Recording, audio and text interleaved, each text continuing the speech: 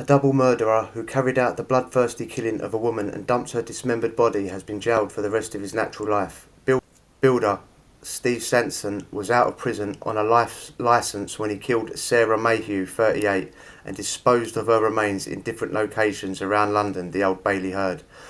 The 45-year-old, who murdered a taxi driver in 1998, and his partner Gemma Watts both admitted murder and also perverting the course of justice by dismembering. The 45-year-old who murdered a taxi driver in 1998 and his partner Gemma Watts both admitted murder and also perverting the course of justice by dismembering Miss Mayhew's body. Miss Justice Cuts sentenced Sansom to a whole life order, which means he will never be released from prison. Watts, 49, was sentenced to life imprisonment with a recommendation that she serve 30 years before parole. Sentencing the pair, Miss Justice Cuts said Miss Mayhew's greatest misfortune was to know the two. Miss Mayhew, who had two children who were aged 12 and 15 when she was killed, she had met Sansom from Sutton on a dating website a few years before.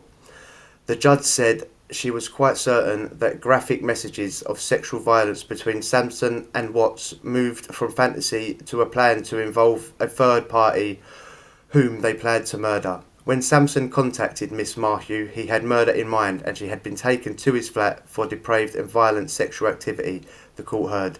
Fear and suffering must have been acute as she realised that she was there and what was happening, Miss Justice Cuts added. She was innocent and lured to the flat to die, she said, so the pair could act out their bloodthirsty and wicked fantasy. The court heard Sansom had never shown remorse for what he had done. The judge said she was in no doubt his offending was exceptionally high and that it required a whole life order. Watts was obsessed with Sansom, but it was not a case of one person's will being overdone by another, the judge said.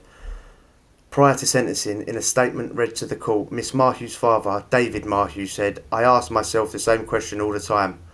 Why did you have to kill her? Maybe I will never know." He thanked the killers for pleading guilty to murder and sparing the family the ordeal of having to go through a trial.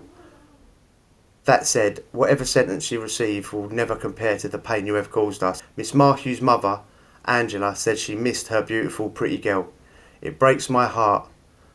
She added that her daughter was a popular girl with lots of friends from when she was little and that she was really clever at school.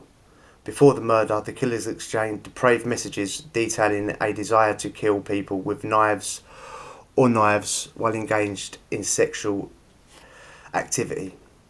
Prosecutor Tom Little, KC, previously told the court it was a killing that involved sexual and sadistic conduct.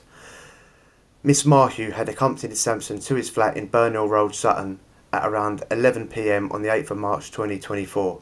From that point in time, she was never seen again, and she never left that property alive, said Mr. Little. How long she lived for only the defendants know, and they have never said. What precisely happened to her body after she had been murdered by them in that property, only the defendants know. Hugh's head and limbs were found more than 8 miles, nearly 13 kilometres away. It also was discovered later in the River Wandle. She had been living at Friars Wood in Croydon at the time of her death and knew both Sansom and Watts. She was also from Croydon.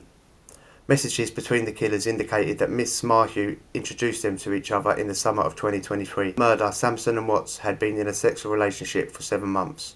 Indicated that from an early stage their relationship was characterised by sadomasochistic violence. Such was the intensity of their relationship at the early stages that they referred to dying together if they were ever caught. He added that given the messages sent between the defendants, it was not possible to conclude Miss Mayhew was killed immediately. After the murder, Sansom said, "We're not evil.